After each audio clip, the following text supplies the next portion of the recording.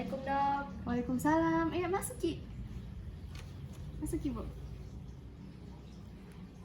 Assalamualaikum Ibu. Perkenalkan, saya Dr. Alifiana Daya Darmawan yang bertugas juga pada siang hari ini. Baik Ibu, saya data dulu nama tadi. Nama tadi siapa Ibu? Ibu Ida dok. Ibu Ida. Umurnya berapa Bu? 55 tahun dok. Baik. Tinggal di mana Ki Bu? Minasaupa. Oh, Minasaupa. Tanggal lahir tak Bu? 7 April dok. 7 April di. Sama siapa Ki datang Bu ke sini? Sama suamiku juga. Oh, sama suami. Tinggal di rumah sama siapa Ibu? Ada sama suami, anak-anak, orang Oh tua juga. iya. Baik Ibu. Agama apa Ibu? Islam dok. Islam. Bugis Ki Budi? Iya dok. Orang Bugis di. Iya, baik. Setelah saya data Ki semua, Ibu nanti ini beberapa menit ke depan nanti saya akan tanya-tanya Ki terkait apa keluhan apa yang Ibu rasakan. Saya harapkan Ibu dapat bekerja sama, dapat menceritakan semua yang dirasakan kepada saya. Insya Allah saya akan jaga kerahasiaannya. Apa bisa dimulai Ibu? Iya dok. Ya, baik. Kalau boleh tahu apa keluhan Kak Bu? Beberapa hari ini agak tegang-tegang leherku dok. Tegang-tegang. Iya. Iya, tegang-tegang itu sudah berapa lama dirasakan Bu? Sebenarnya sudah pernah bisa rasa dok, tapi beberapa minggu ini muncul lagi terus lebih parah Ki. Muncul lagi. Sudah berapa lama dirasakan? 5 hari terakhir 5 dok. hari ya, 5 hari kemarin ya. Iya. Iya. Kemudian itu bisa kita tunjukkan Bu.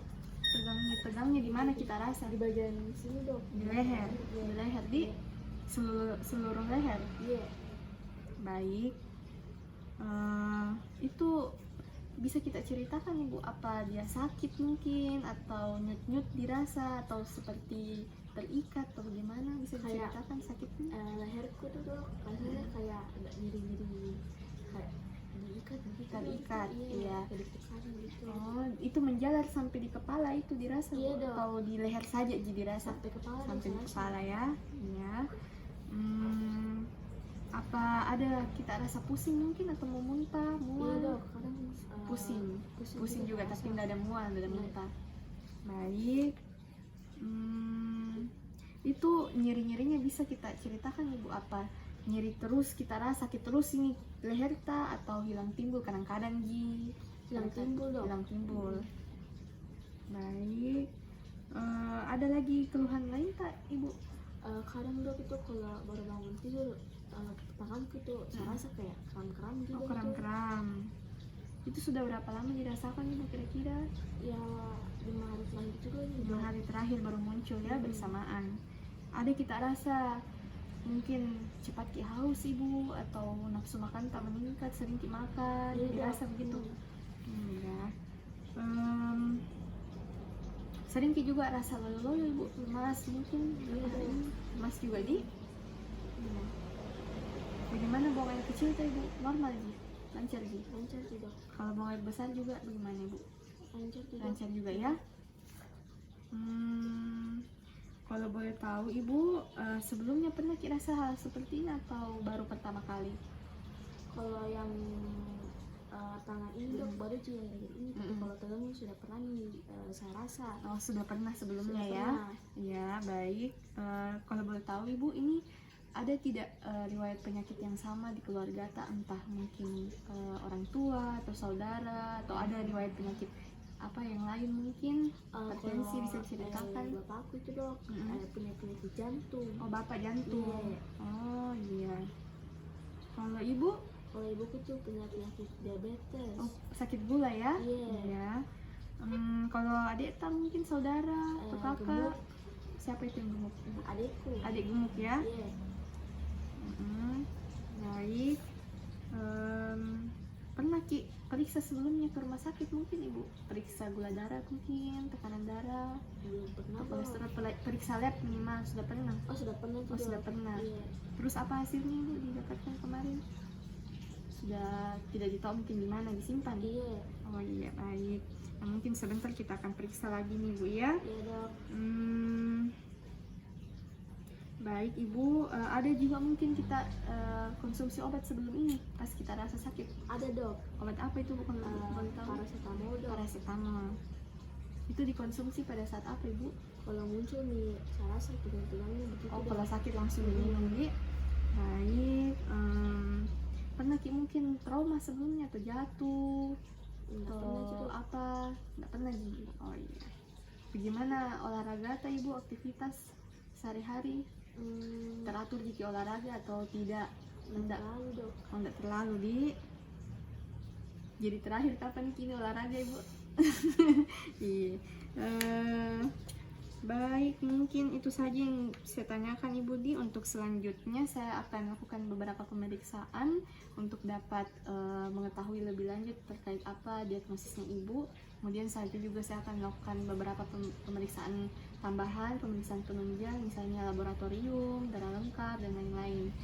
Mungkin sebentar itu Ibu akan sedikit kurang nyaman, tapi saya akan berusaha semaksimal mungkin untuk meminimalisir ketidaknyamanan itu. Ya dok. Apa Ibu bersedia? Ya dok. Ya baik, mungkin sebentar Ibu ya naik di tempat yang telah disediakan. Saya cuci tangan terlebih dahulu ya. Ya dok. Ya.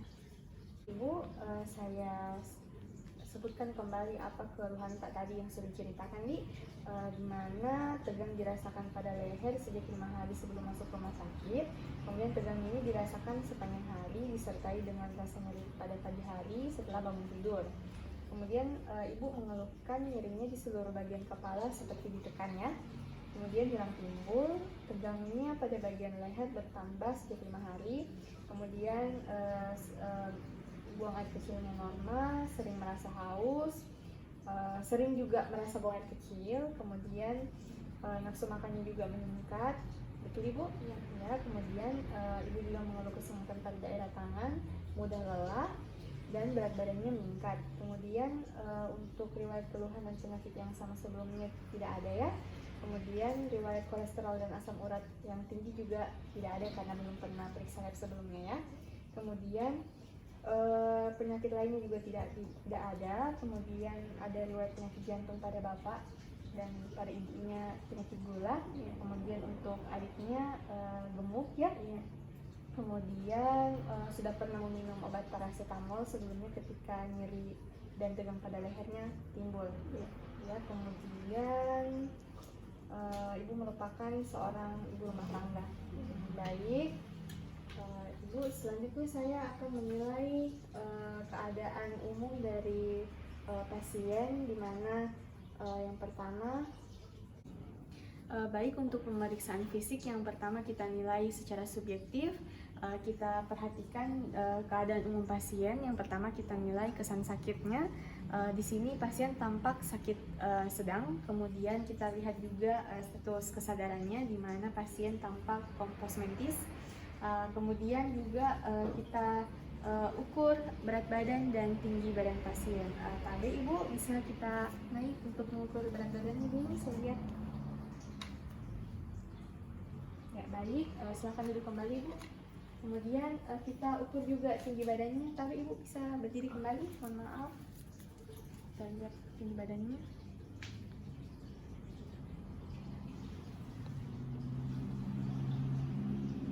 Ya baik, sudah didapatkan. Baik Ibu, silakan duduk kembali. Setelah pemeriksaan didapatkan berat badan dari pasien yaitu 98 kg dan tinggi badannya yaitu 167 cm, sehingga IMT dari pasien tersebut yaitu 35,13 kg per meter bibit sangkar, yang dimana status gizi dari pasien ini didapatkan obesitas tipe 2.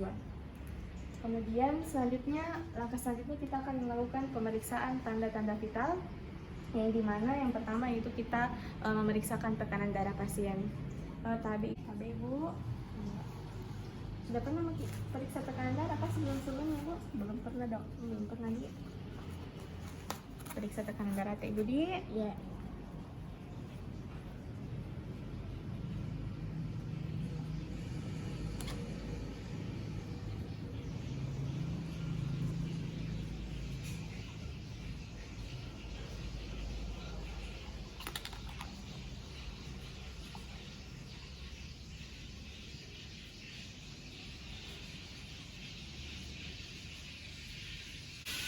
Untuk tanda vital selanjutnya kita menilai nadi pasien, yang dimana tadi Bu saya periksa dulu Di.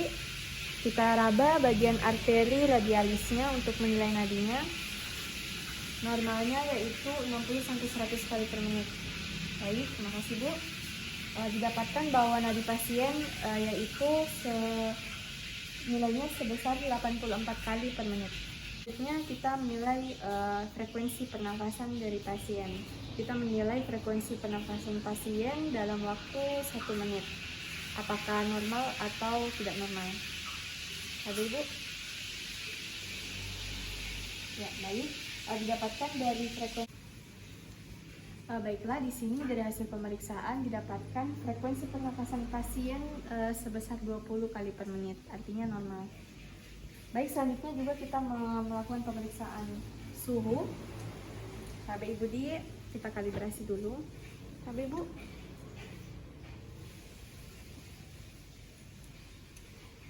Ya, setelah dilihat kembali, ya baik.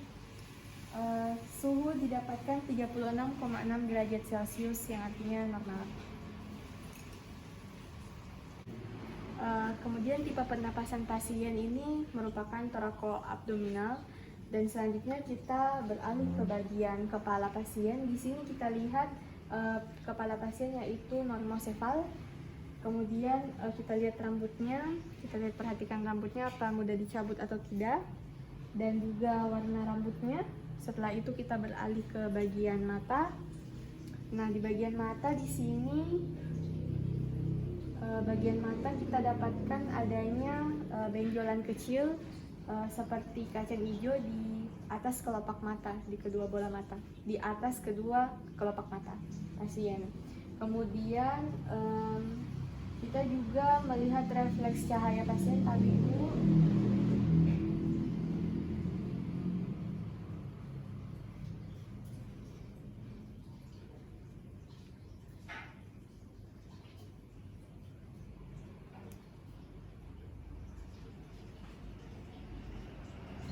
Baik, dan kita nilai juga bagian konjungtiva tabi budi seperti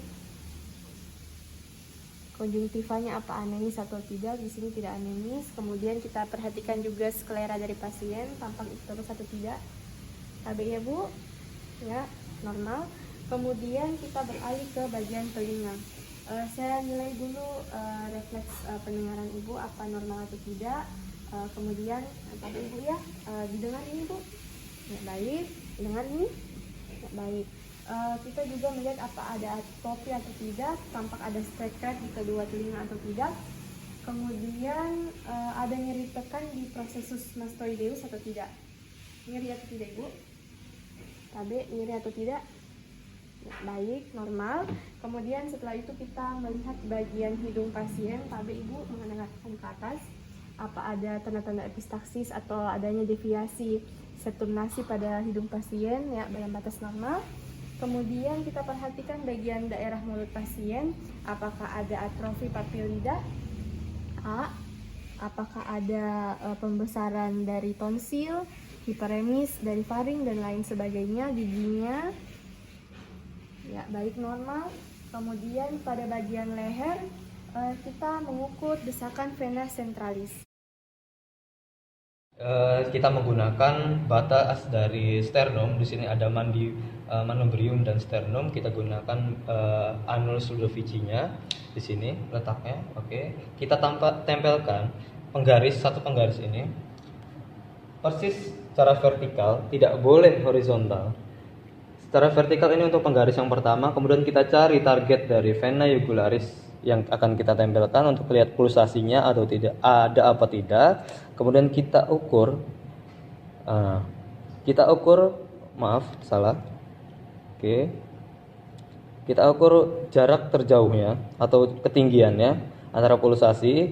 Bila ada pulsasi, di sini letak dari vena jugularis, kita lihat dalam pasien ini letak vena jugularis adalah di kisaran 3 plus 5 cm. 3 plus 5 cm, di mana 5 cm didapat dari jarak antara atrium ke sternum atau annulus ludovici. Terima kasih. Baik Bapak, untuk pemeriksaan vena jugularis sudah selesai. Bapak dinyatakan normal, tidak ada kelainan. Terima kasih sudah bekerja sama dengan saya. Baiklah, setelah itu kita menilai apakah ada pembesaran dari kelenjar getah bening pasien, kemudian kelenjar tiroid, mohon maaf. Kemudian kita juga melihat atau menilai apa ada nyeri tekan atau tidak. Nyeri yang kita rasa, Bu?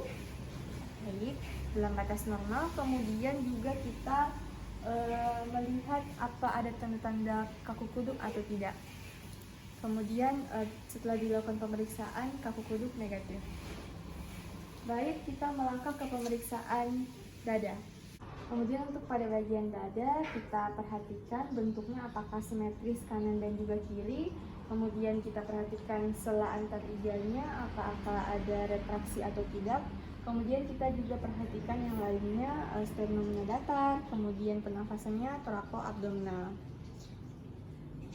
Baik, selanjutnya kita melakukan pemeriksaan pada paru-paru pasien, di mana Ibu, saya akan periksa bagian paru-paru apakah ada gangguan atau kelainan dan sebagainya. Ikuti instruksi saya, Ibu, ya. Kita sebut 99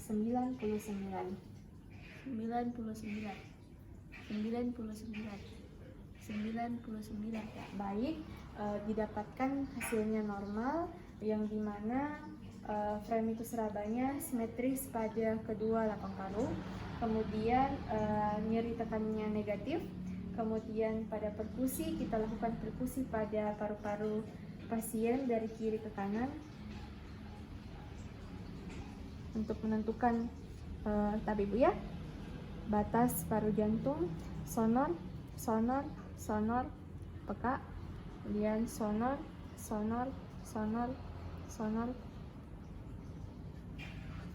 peka. Kemudian ini adalah batas paru jantung, kemudian ini adalah batas paru hati. Kemudian untuk auskultasinya kita dengarkan apakah ada suara-suara tambahan, nafas tambahan atau tidak. Ibu, kita sandar sedikit, kemudian tarik nafas, hembuskan, tarik nafas dalam, ya, hembuskan, kemudian tarik nafas lagi, hembuskan. Ya, baik, didapatkan pernafasannya vesikular pada kedua lapang paru, tidak ada ronki dan tidak ada wheezing. Selanjutnya yang tadi itu adalah pemeriksaan paru anterior. Kita juga melihat tadi apakah ada kelainan dari parunya atau tidak, apa ada benjolan atau tidak, massa dan sebagainya. Kemudian untuk paru posterior, kita juga nilai seperti tadi, kita inspeksi, kita perhatikan ada kelainan atau tidak, kemudian kita palpasi, kita tentukan batas paru jantung dan paru hepar. Kemudian kita lakukan juga auskultasi, kita mendengar ada suara-suara nafas tambahan atau tidak dan sebagainya. Kemudian didapatkan hasil dari pasien normal. Kemudian kita lanjut ke pemeriksaan jantung, di mana kita melihat ada gerakan ictus cordis atau tidak. Di sini tidak nampak. Kemudian kita palpasi ictus cordis. Kemudian Ibu, ya, baik. Kemudian kita lakukan perkusi untuk menentukan batas jantung dari pasien tersebut.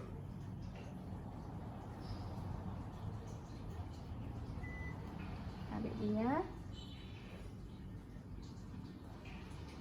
ini sonor, peka, sonor, peka.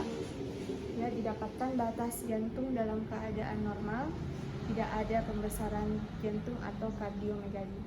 Kemudian kita beranjak ke bagian abdomen dari pasien. Tapi Ibu, saya periksa dulu lingkar perut tadi. Ya, Abe bisa berdiri, Bu. Ini sih, Bu, ya. Berdiri. Kita lihat untuk menentukan ini tipe obesnya, obes sentral atau tidak, untuk mendukung diagnosis juga, Ibu, ya. Ya baik, sudah didapatkan hasilnya, bisa silakan duduk kembali Bu. Didapatkan lingkar pinggang dari pasien adalah sebesar 180 cm. Nah Ibu, kemudian untuk selanjutnya kita lakukan inspeksi, di mana kita melihat bagian abdomen pasien itu datar, mengikuti gerak nafas, kemudian juga kita melakukan auskultasi. Kita dengarkan apa ada bunyi usus atau tidak. Ya. Pemeriksaan ini sebaiknya dilakukan dalam keadaan berbaring. Baik, di sini bising usus positif normal.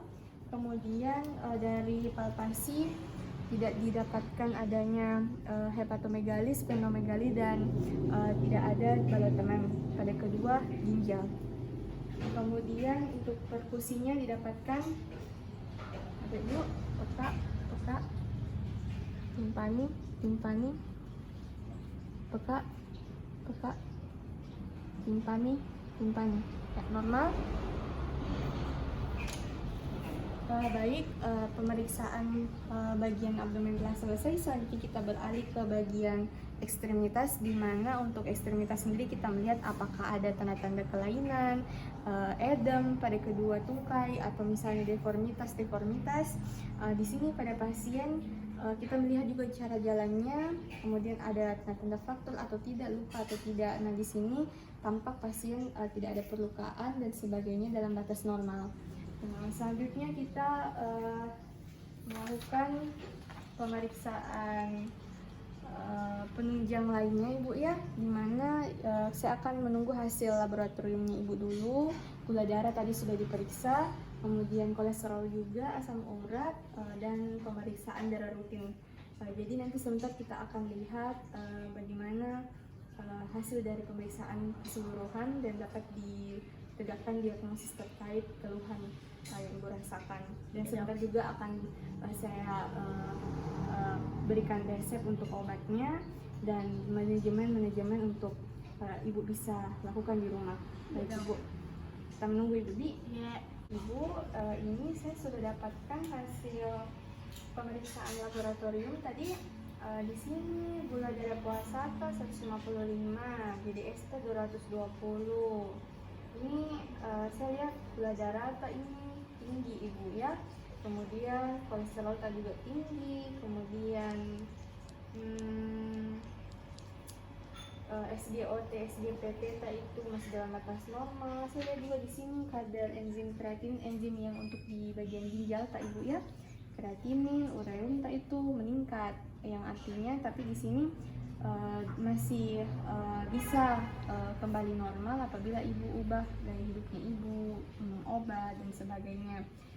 Kemudian juga ada peningkatan trombosit di sini, mungkin Ibu sudah minum obat sebelumnya.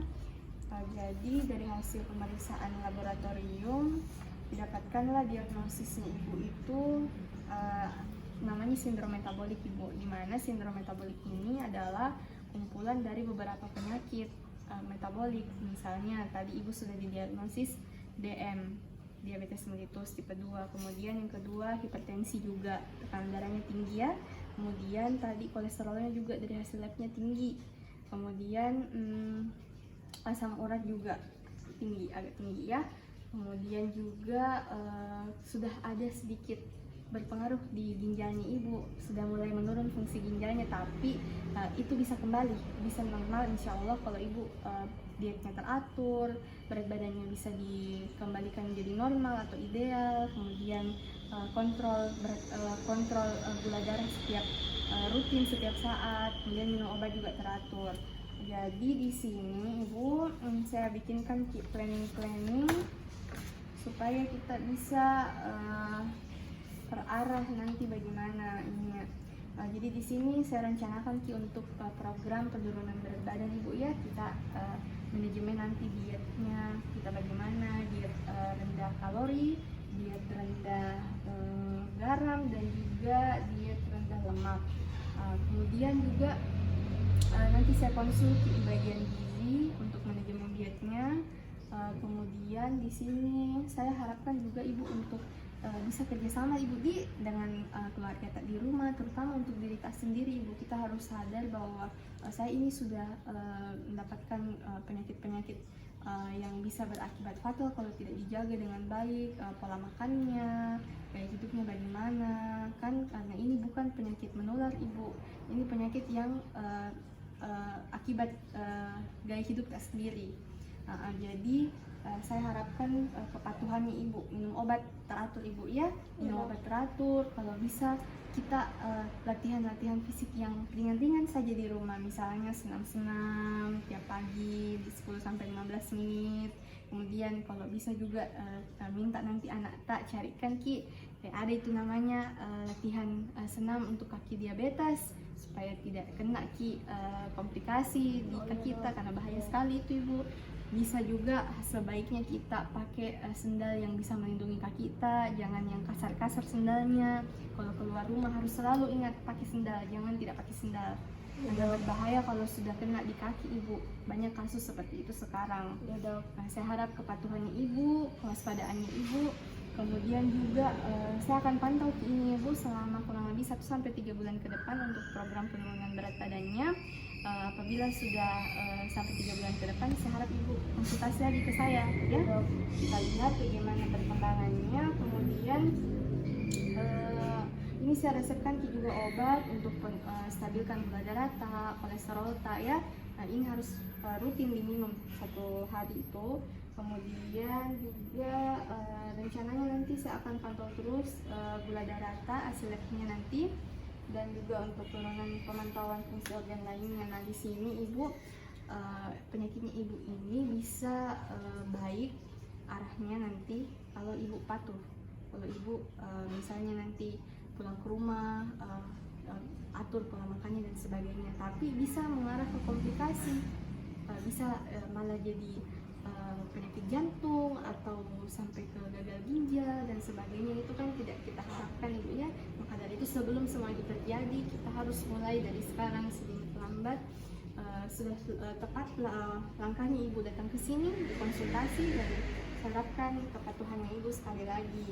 Dan selanjutnya ini ibu ada manajemen dietnya ibu, saya sudah buatkan berapa kebutuhan kalorinya ibu dalam 1 hari, berapa kebutuhan energinya ibu. Yang saya harapkan di sini bukan dalam bentuk jumlah, tapi kesadarannya ibu untuk memperbaiki pola hidup ya, pola hidup, diet, konsumsi makanannya apa saja. Sudah sadar untuk tidak boleh terlalu manis, tidak boleh terlalu garam itu sedikit kasih masuk di makanan tadi. Kemudian juga lemak-lemak kalau bisa makan sayur-sayur direbus, jangan lagi goreng-goreng toh ibu.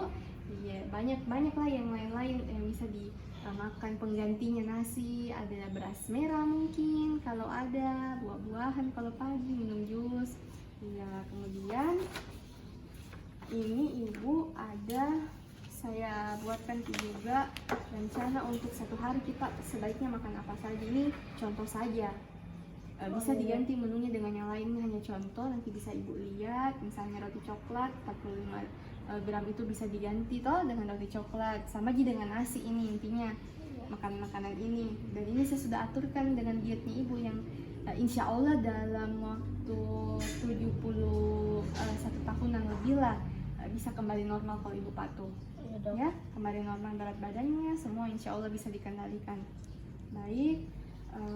Kemudian alhamdulillah ibu pemeriksaan telah selesai, kemudian juga pemeriksaan laboratorium telah selesai, diagnosisnya sudah ditegakkan. Terima kasih atas kerjasamanya ibu selama pemeriksaan. Saya harapkan ibu bisa cepat sehat, semua kehidupan pikiran